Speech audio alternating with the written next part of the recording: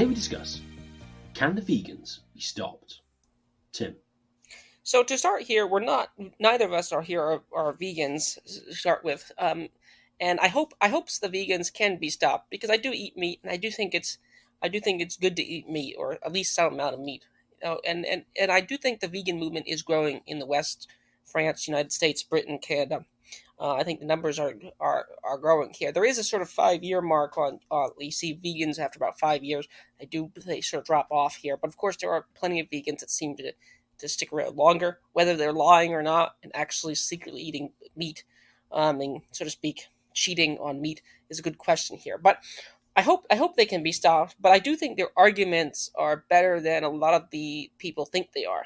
And I think there's roughly three legs of their argument, which is roughly environment, um, animal rights, and nutrition. I'll start with the weakest and strongest one for their case, which is nutrition.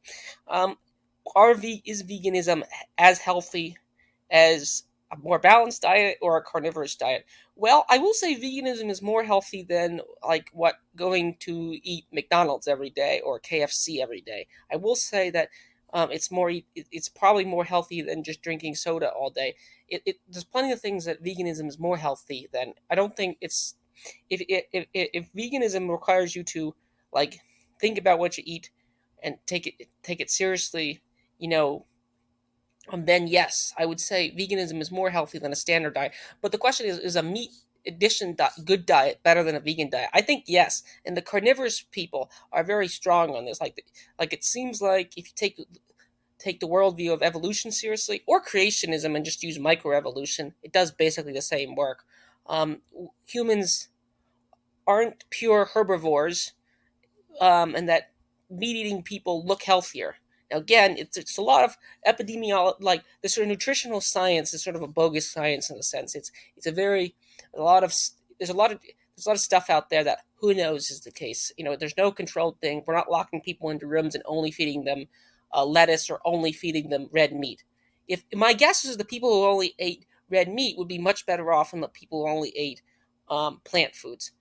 But we don't really have those controlled experiments. So that's nutrition. I think I personally do think meat is and the carnivorous science people. There are people with PhDs. You can find Dr. Sean Baker. There's never one who are quote unquote doctors. So trust the experts. LOL. Except the experts at Pfizer. But the left loves big corporations. Yeah. So there are doctors who say carnivorous diets are perfectly fine. So that's that. I don't know. I'd say it's a push. If anything, it favors just eating smart than eating stupidly. So that's the first thing. And if veganism is just making you eat a little better, then maybe it's a little better. Who knows? So the next thing is the environment. I don't Whether climate change is existing or not. I don't know. I read Alex Epstein's book "Moral Case for Fossil Fuels." Fossil fuels have helped the Earth. The guy at the Soho Forum would argue that the warming happened before that. The planet's always been changing. Most of their predictions are wrong. So that, as far as that is concerned, and if it is happening, I'll go full John Gray and say whatever we do at this point, it's probably done. If putting CO2 in the atmosphere is bad, we probably put tons of it in there anyway, or we didn't, and the volcanoes and the sea puts more in it. But I won't make any particular claims because I don't really want a fact check run on me by some institution which hates fossil fuels, the fact checkers. So as far as that, I don't care about the environment. But in that sense, I mean, I don't want to go purposely pollute something. But the environment thing, I don't know. But it is the case that animals probably do require more energy than food things. But what's wrong with requiring more energy? We have lots of energy. We've never run out of a non-renewable resource. So there is this sort of a side argument, the environmental argument here. So I'll sort of just dismiss that to one side here. It's not really an argument either way. And actually, the conservative vegans, yes, there are quote unquote conservative or traditional vegans. We'll dismiss that, and then we'll go to the third one, which is the animal rights. And I think this is the strong case because what they'll do is they'll show pictures of factory farming, and they'll show this, and they'll make it look. And they'll rely on the emotive case about it. They'll say, ooh, yuck, it looks terrible. Who can support that? Well, a while back, Keith Preston and Todd Lewis did a thing on can veganism be refuted? And one of the things Keith Preston later on in the episode pointed out was that Keith Preston attacked the system. He's a pan-anarchist. One of the things that Keith Preston pointed out was later on was that back in the 1900s, when someone like Upton Sinclair wrote a book about the meatpacking industry, he wasn't really concerned about the cows or the pigs. He was concerned about the workers working on the cows and the pigs.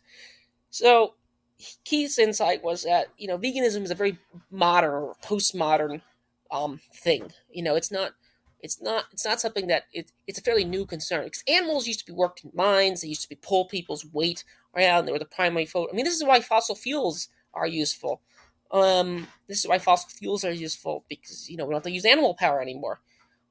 So in terms of like eating animals, like we've used to use animals for all sorts of things, and actually in the non-developed and undeveloping world, we still do. So now we move to the animal rights case properly, which is like, and this is what they call the name the trait argument. Now, the argument is roughly like humans have moral value. There's no difference between humans and animals. Okay, this is now you could laugh at it or you could say it's great. Todd Lewis had someone on it, should have had a debate on it, and I think he did very good. And therefore we should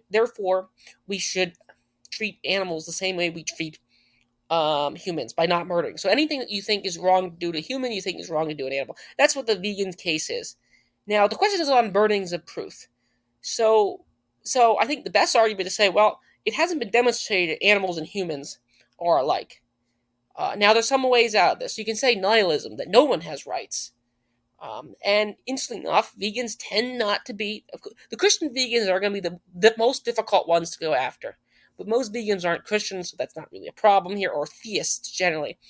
So you have to say, like, well, if humans have rights, or it's immoral to kill a human, if that's why is it immoral to kill a human? So like one thing is, you could say it's just it's just anything goes, so to speak, to speak glibly here. And vegans sort of get annoyed at this tract here, and they say, well, that's not a livable society. Do you want to live in that society? And I still think the carnivorous and the meat-eating people do need to at least make a claim against it. Now, one of the things that the people who want to eat meat did, and this is what Todd Lewis did, and he did very well in this debate, and as well as other carnivore or omnivore advocates, to be precise here, is to say, well, why not plants? So if you want to say like consciousness, or feeling pain, it seems like plants feel pain. Now, this is a reductio absurdum. If plants can feel pain, and we kill plants, we kill plants, we kill animals, what's the difference here? We're causing harm anyway. So you're just picking which thing do you want to harm. And actually, what you're actually doing is just privileging animal sentience or consciousness over plant consciousness, because you do claim that we need to eat here. That's like one of the things that the vegans are doing here. They're trying to make an anti-harm case. So like, why are you privileging animal harm over plant harm? So like in this sort of anti-harmist case, which is what their case they're doing, this kind of utilitarian, cutting down the amount of harm you divide up into like harm utiles. You could just say that, well, you're not really doing that. You're killing a bunch of broccoli. The broccoli or whatever probably feels pain by the same standard you're using to say animals feel pain. Animals don't tell us we're feeling pain, but then the vegans say, well, look in their eyes. Okay, well, now you're privileging looking into someone's eyes, and so forth here. So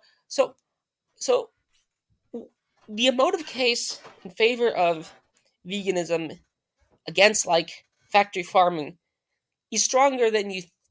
Well, it could be persuasive if you're interested in animals. Interestingly enough, I don't own pets. And actually, good vegans are going after pet ownership in general too, and zoos, which is great. I never really liked zoos either because I don't really like animals that much. So if you're using animals for an end which is your own, like objectifying animals, pet ownership also by that standard, which is commonly appealed to. So I think it's irrational that people don't eat dogs, yet eat chickens or cows. If you want to really push me, I think it's irrational by that standard. Like I've if they were on the menu, I'd order them. I'm sorry, that's going to offend a lot of people here, but then in that sense, you're taking the vegan logic seriously. If you don't think that. Now eating your dog, that's a different thing. Like that, it's like if I destroyed your house, not house, or destroyed your piece of property. Um, you know, so so there is a persuasive emotive argument. How do we attack against this? Because I like now, first of all, you can say, well, the benefits of humans get from eating. Another claim is you can say the benefits of human the utiles or the health utiles human gets from eating meat is large enough that it totally cancels out the factory farming. And one of our alternate titles, which sounds crazy, but it could be the case, is do the vegans require the U.S. Navy? Because as Keith Preston brought up in that interview, he brought up Ted Kaczynski, and we recently brought up Ted Kaczynski. And one of the things, as veganism is a very modern thing, the ability to eat fruits and vegetables year round is only really a creation of modernity. So, the idea you can go to a supermarket and get oranges or get fruit, because frugivores will be the most consistent, only eating the things which plants want you to eat. Not the that would be the most consistent there. Um, that requires a certain degree of technology, trade, and various other things that don't just grow on trees here. I'm not sure. Now our title was "Can Vegans Be Stopped?" I think they will be stopped to some degree, because I think people will want to eat meat. Enough people, there's enough tyranny of them, as Nassim Taleb would call. Vegans could be a tyrannical minority, but I think there's also be a meat eating tyrannical minority which will protect the right of eating meat here. But I do think they're going to make inroads. I do think it's a fight that's up ahead of us. And if you take and the vegans view themselves in the tradition of feminism. They view them in the tradition of gay rights. They're just expanding it to animals. That's how they view themselves. So I do think some case has to be made against them, and that would be my starting point. So, what do you make of my overview of vegan arguments? It is growing. I think the number of people in Britain, the United States, Canada, who are part-time vegans or full-time vegetarians, something like that, are growing. What do you make of my case? What do you make of the various pieces of points I brought up?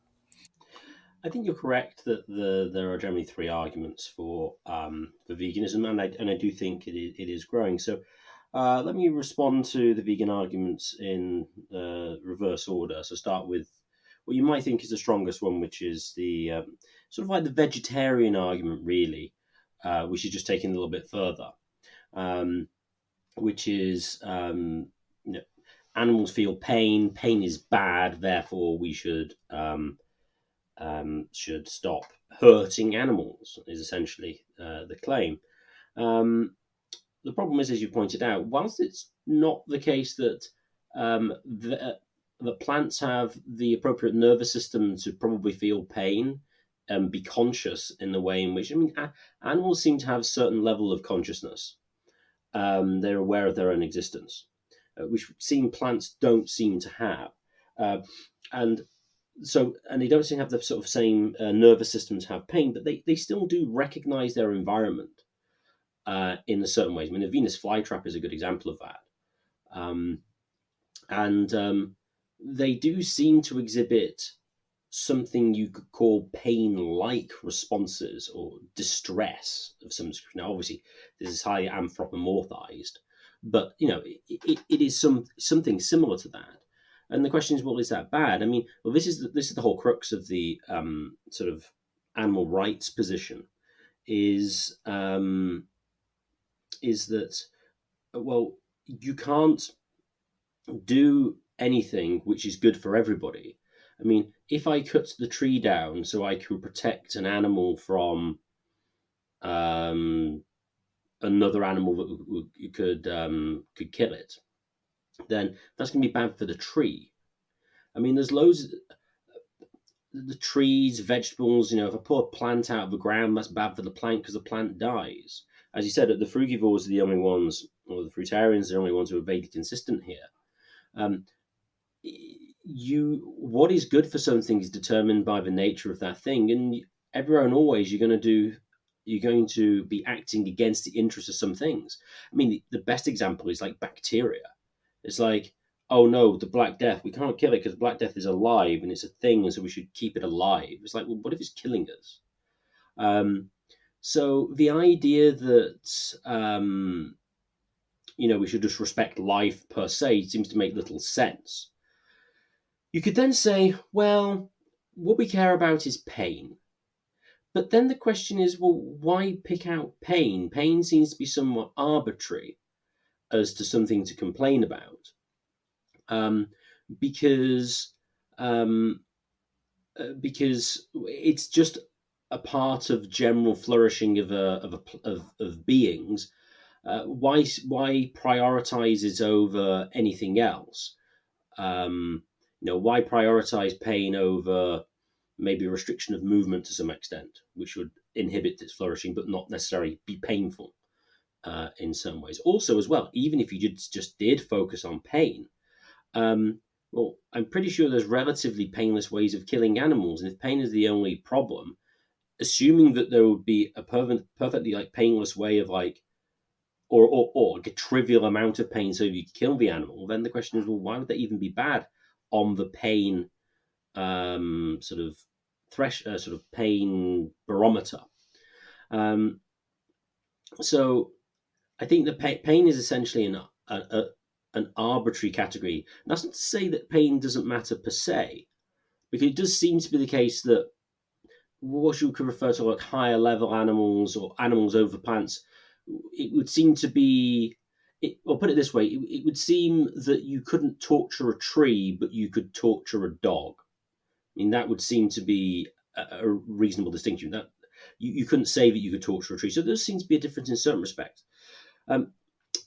As Aristotle would say, I think the easiest way to distinguish animals and humans is the use of reason.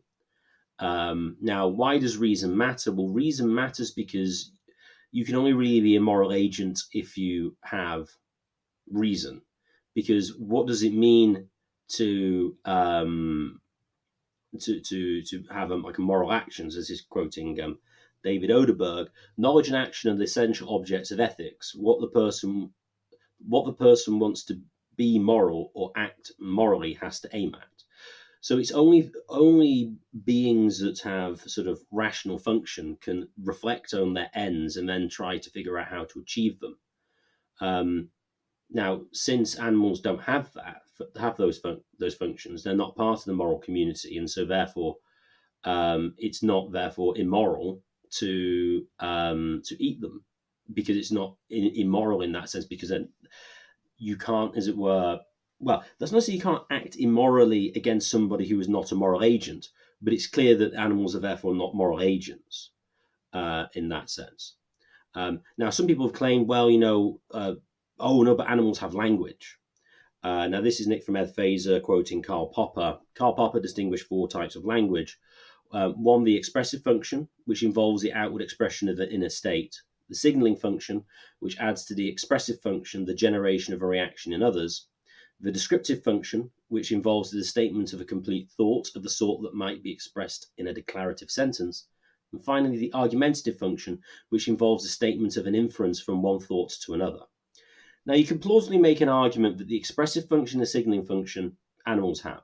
Dogs, they signal pain or whatever, the signaling function of barking or whatever, that's fine. But they don't, there's no sort of clear evidence that they have either a descriptive function, complete thought, or that they can infer things.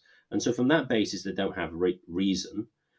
If there were evidence to come to light that they did have those sorts of functions, then maybe you could reassess the situation. But in absence of that evidence, which there seems not to be any substantial evidence, that animals are essentially irrational in the relevant sense. They're not moral agents, and so therefore they don't have rights.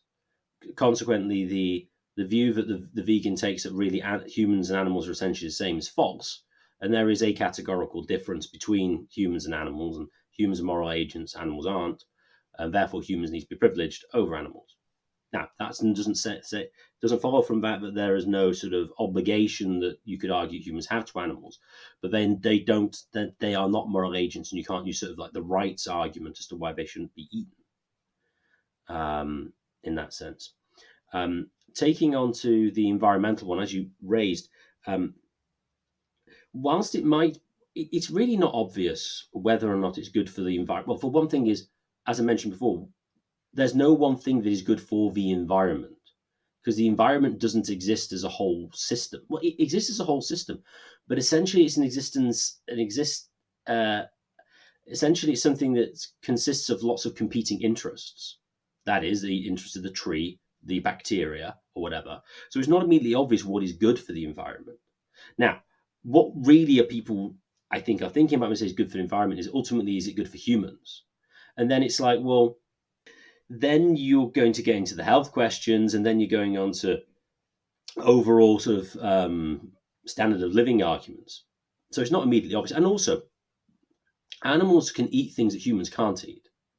And so they can take in calories that humans can't take in, and they convert them into things that humans can eat. And also, humans in general can digest animal proteins and things more easily than they can from plants, because it's basically more similar physiologically.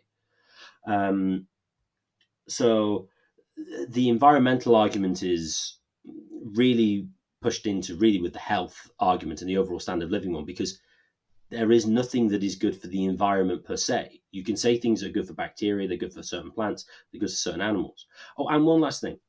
The fact that humans eat animals is good for animals, well, some animals, because they live in large numbers and they have a relatively more pleasant life than they will before they're killed than they otherwise would. I mean, this is what annoys me about the vegans is like, look at what nature is like. Nature is plant animals eating other animals, and then somehow humans eating animals is bad.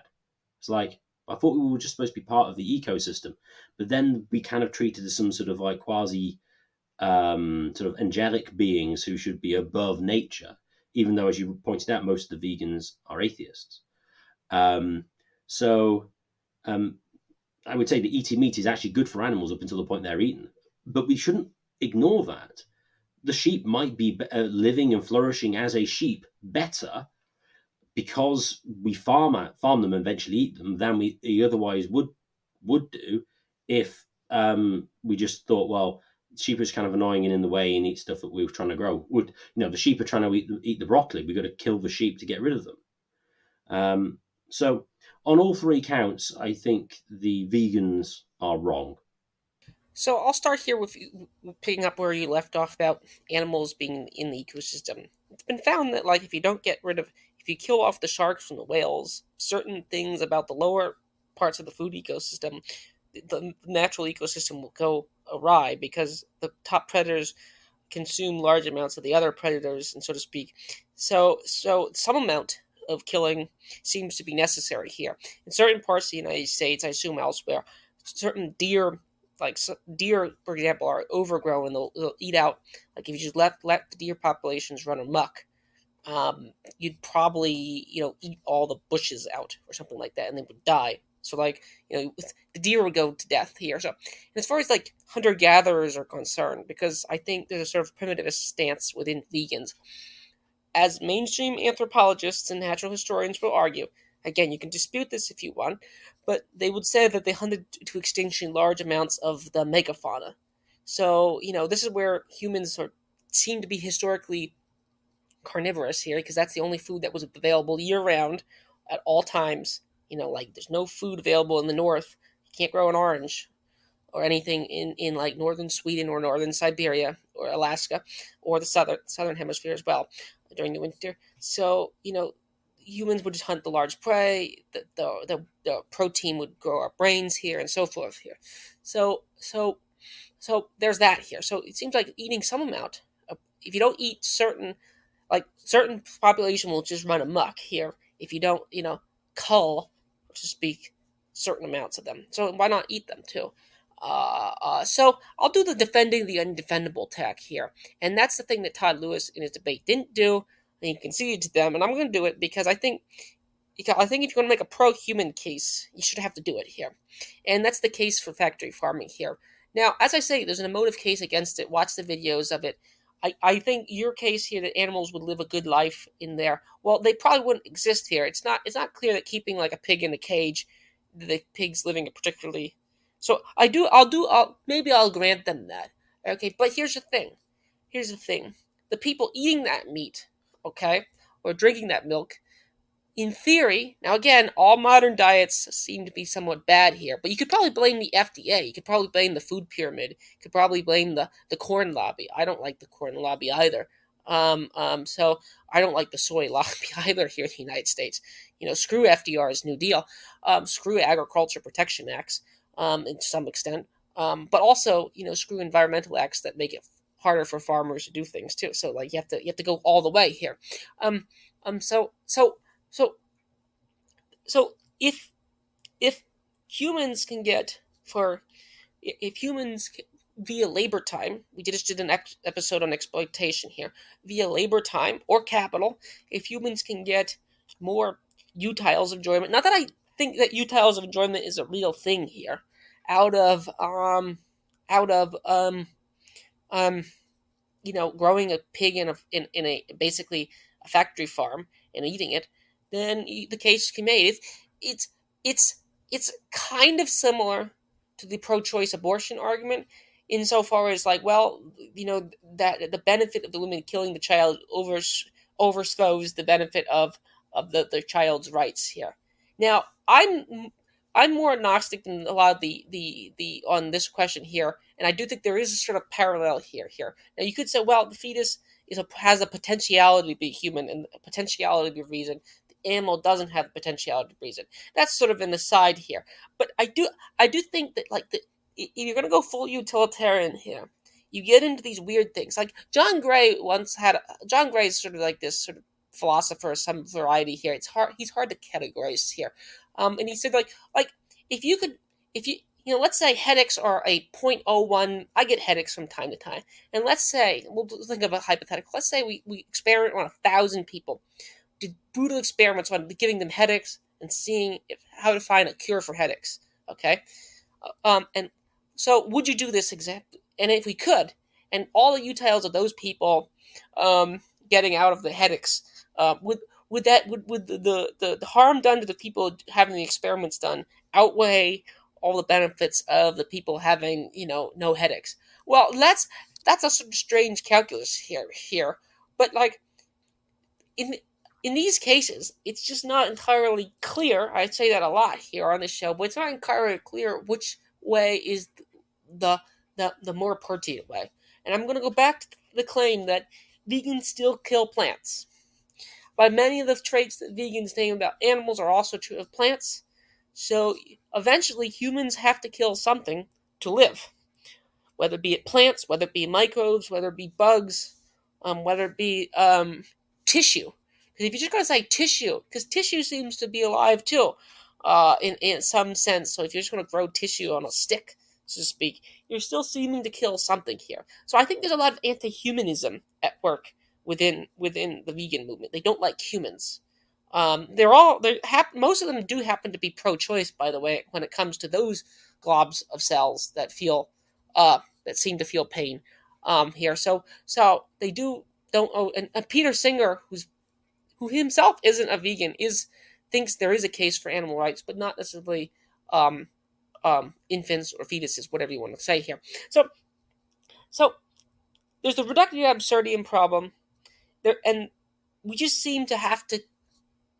Humans take up space, and I do think we should privilege humans here. I'm not even though I don't call myself an anti-humanist, I would say a lot of the so to speak humanists end up with anti-humanist positions by default here, forcing everyone to become vegan.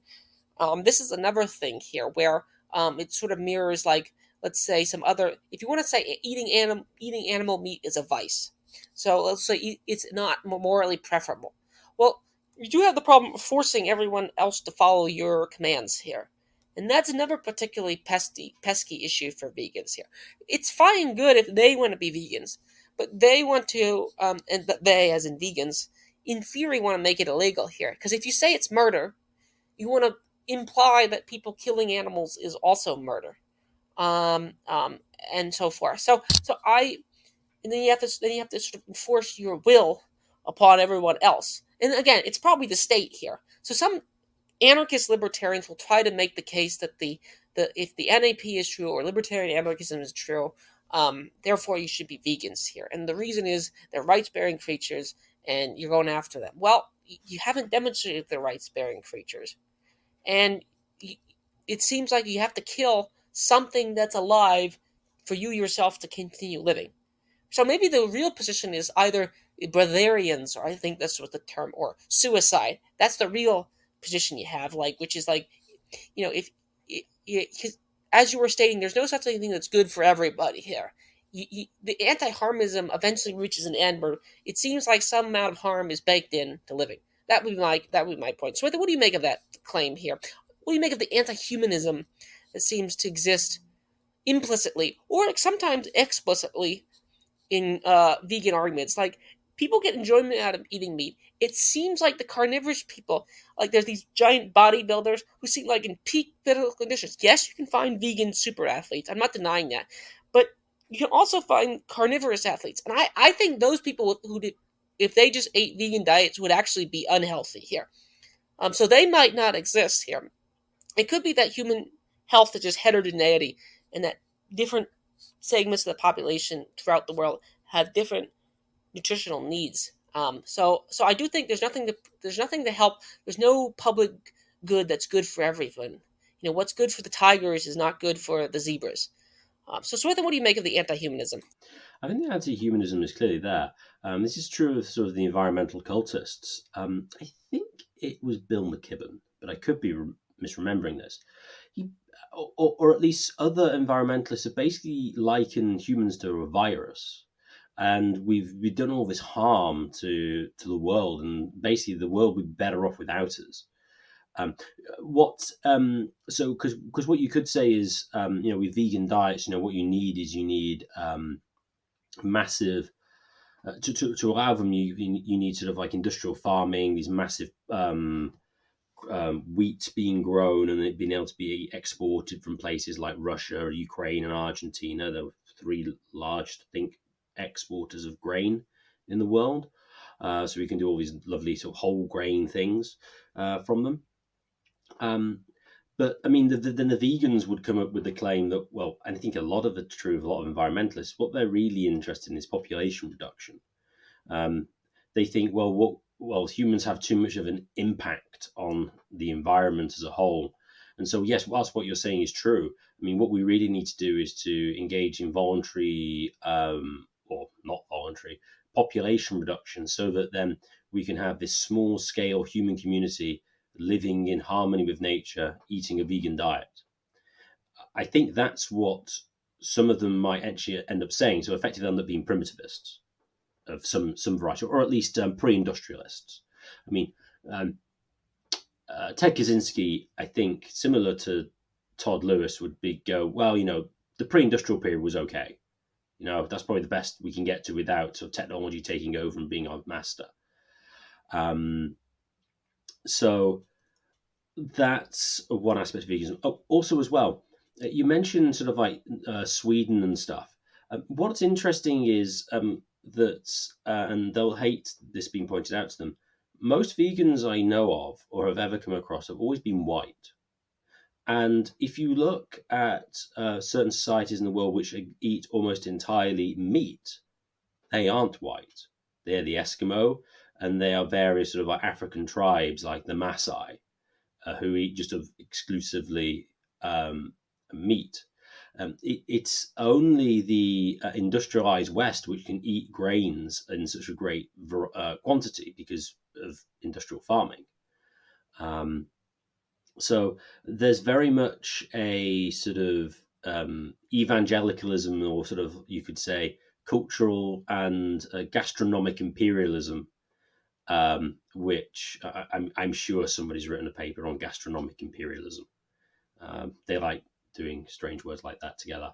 And, it's again sort of like the sort of native way of life.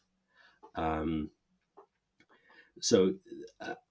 also just remember, on factory farming, I think you can make the claim, I mean, factory farming isn't necessarily that good for animals, and that's probably true. That said, as you point out with headaches, if it allows humans to live better and healthier lives, I mean, well, is that really a problem? I mean, I might tend to think this issue. The answer is no. Um, you could then say, well, is it possible to make their welfare slightly better without reducing human standard of living by that much? And in that case, would it be worthwhile? I mean, well, maybe. Um, but I mean, this is going to be something that needs to be dealt with on an individual basis, and it's not going to be something that needs to be legislated. I mean, I'm open to the idea of like animal cruelty laws, but to some extent, like as you say, like you in principle could torture a cow in certain circumstances. Now, obviously, if it's like medical purposes, then it wouldn't really. Well, it might be torture, but you could argue has some justification. So I'm not entirely opposed to anything like animal welfare things, but if there's an obvious human benefit from eating meat, which I think a lot of the vegetarians, especially the vegans, have sort of said, no, no, no, there isn't. It's terrible, which it seems pretty clear that they're wrong. I mean, it seems obvious that many humans have lived on animal products and meat and fish and things for thousands of years, and that's a source of lots of calories. And if you look at like you call them the primitive tribes like the Maasai, I mean, they're very healthy. Look at their metrics. They live well. I mean, disease will kill them because of modern medicine, but I mean, as they're alive in general, they'll be in good nick. And so, as I say, I think yes, some welfare standards could be there, but I mean, humans matter more, and so you'd have to deal with that on an individual basis. But I would just say as well, though, is not all farming is factory farming. I mean, you literally go around the country in England and you see cows outside. I mean, like those cows are happy; they're protected from predators. They're not going to get killed by foxes. I don't know if foxes kill them, but other things that would kill cows or whatever. They're protected. They've got lots of nice grass. They're living their best life, to use a terrible modern term.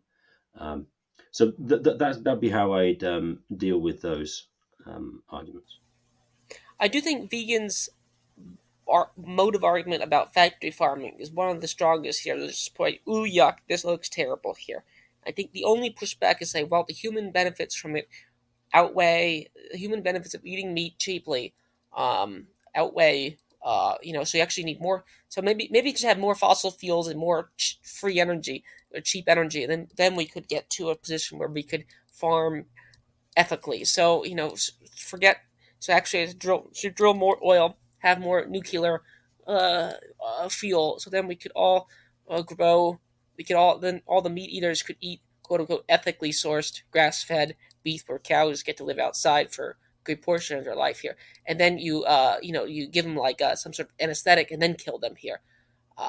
So that would be sort of like a way out of this thing, and that could very well happen here, but only happens once humans have a certain level of wealth here. So veganism, as it currently stands, really seems to be a very Western, wealthy, educated phenomenon here.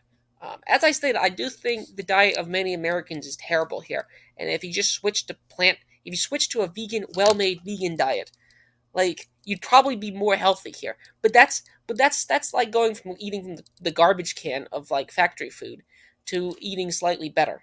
But that's not you know drinking Coca-Cola and eating rice all day is also vegan, but it'll probably make you a diabetic or a pre-diabetic fairly quickly here.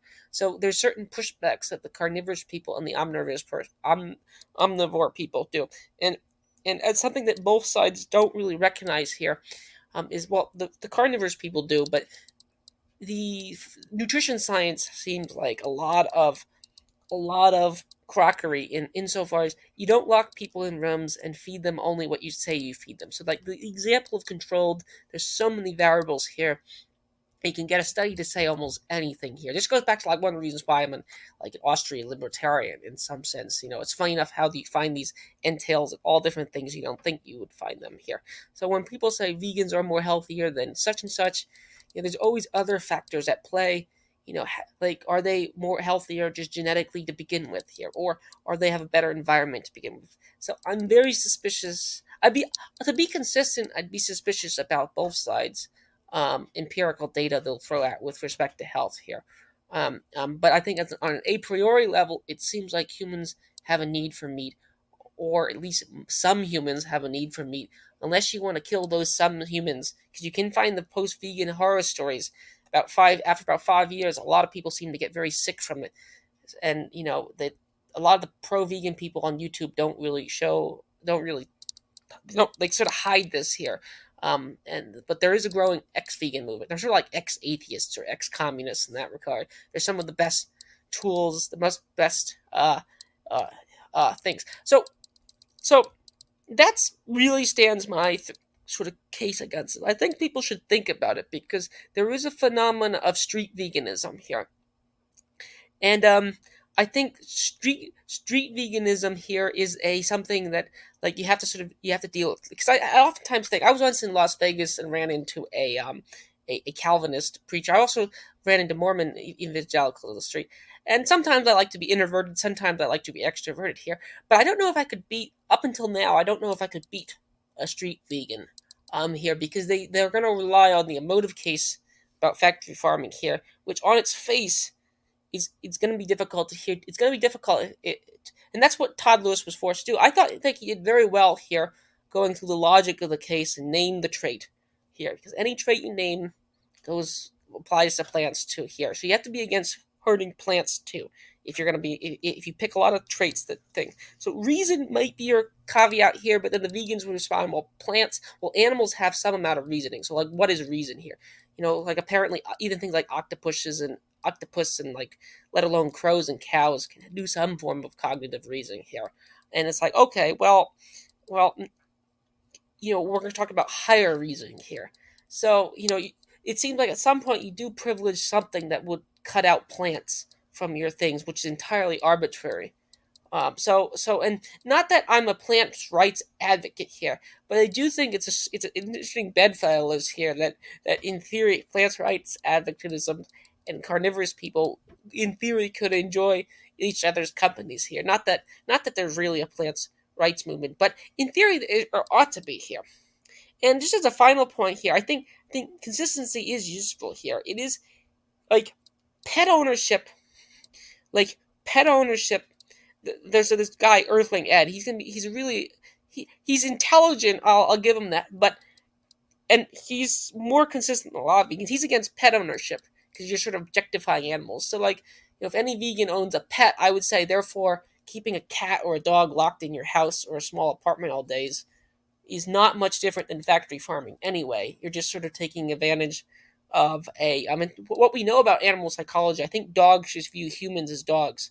So, like, what you're doing is faking um, things. So, like, there's things that vegans should focus their own fire on their own sex here. So, like, I think the Paul Gottfried strategy is, like, I think the frugivore line is pretty good. I think one of the ways you could go after them, the more extremist version, is just try to get them focused on their own sex here, their own, like, splinter groups here, rather than taking out the whole argument. To say, well, why not this? Why not focus on these? Why do you still eat fruits, or why do you have pets here, and get them to be more extreme here? But overall, the answer seems to be, if you want to cut down on factory farming, get cheaper energy. If you have cheaper energy, then we can raise cattle and pigs ethically here, and chickens more ethically here. Because, like, the problem with the Ted Kaczynski primitivist lines here is that in the just before the industrial age, as Matt Ridley was pointing out, we were cutting down all the forests of Europe and the United States. We were in the process of doing that, and as the naturalist would point out, we were in the process of killing all the megafauna. We weren't very nice to animals. So, like, the primitivist societies in places like Yellowstone, and in some sense are a zoo. Yellowstone. Now, I think you could have private state parks and private national parks too. And actually, as there was a guy that debated Destiny on this topic here, and he was pointing out that, like, whether the EPA has the best interest in the environment is a good question here. But so yeah, cheaper energy could lead to, in theory, better protection of animals. That would be some way out of it.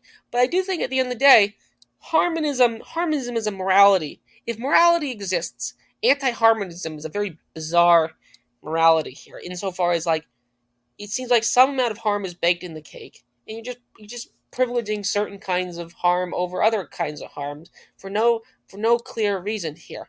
If killing something that's alive, if any cell is alive, then killing an amoeba is just as bad as killing a human or a cow.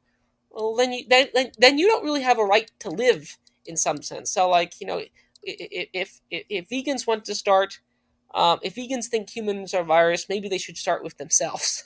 That'd be my point. So, do you have any only final comments? That'd be my main comment here. I would agree rhetorically that's what you need to do, is to push the envelope and say, well, why not this? Because ultimately it is self-defeating. When it comes to diets and health and things, you are right. Maybe some vegan things might be better than some current day American arguments. Diets. But I think whilst it's difficult to do some controlled trials when it comes to diet, I believe some have been attempted.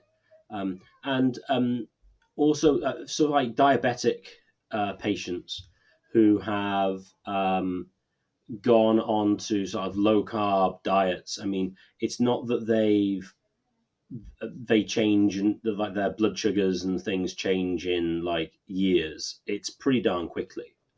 Now, do they keep on it perfectly? Could it be something else? No, but I mean, again, these are somewhat anecdotal. I don't know of any. There could well be. My knowledge of the sort of low carb science stuff is limited but growing.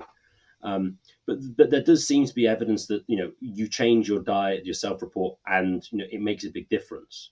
And I think those are more interesting than, well, look at the people who eat meat. Oh, they have heart disease. Oh no, it's like, yeah, but what else do they do? You don't know. And also it does tend to be the case that sort of like the vegetarians and vegans tend to be more health conscious in general, so they may exercise that a bit more and other things. So there's a lot of noise there. And also when it comes to weight gain, as Ivor Cummins points out, when farmers want animals to get fatter, what they do is just feed them upon grain. The best example of this is it's called the Gavroche technique, I think, for goose. You just sort of basically force feed it loads and loads and loads of grain so that its liver expands massively, so you can kill it and eat it, because the goose liver is foie gras, which is very tasty. So I do think there is some progress that you can make when it comes to diet, but the vegan thing in general, you need to think of it in sort of like quote unquote pro-human terms, which is not done really. And also as a rhetorical movement, I think pointing out that actually veganism is a product of white Western industrial society would actually be quite a good move to make on these types of people. And finally, I would agree, if we can get more energy, we can do other things more cheaply, like the whole cost of farming will go down, so then people can get grass-fed beef and things more easily. And so technology and more energy production is really the answer to get healthier humans and better lives for animals.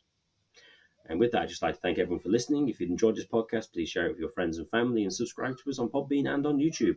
The more subscribers we get, the higher we get in the search rankings, and the more people can access this material. And if you'd like to contact the show for any reason at all, please contact us at mindcrimelibertyshow@gmail.com. That's mindcrimelibertyshow@gmail.com.